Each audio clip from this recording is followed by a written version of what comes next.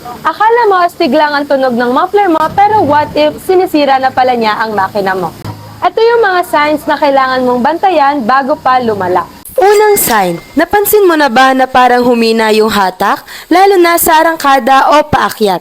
Posibleng sobrang open ng exhaust mo at hindi tama yung diameter ng pipe na pinalit kaya nawala ng tamang back pressure. Number 2, hindi lahat ng sobrang ingay healthy. Kapag sobrang lakas at may putok-putok o backfire, pwedeng hindi na balance ang airflow ng makina mo. Sign number 3, i-check mo yung tambucho mo. May usok ba? Black, white, and blue smoke, sign na yan na mali na ang fuel and air ratio na pwedeng naapektuhan ng setup mo. Number 4, biglang nag-check engine light.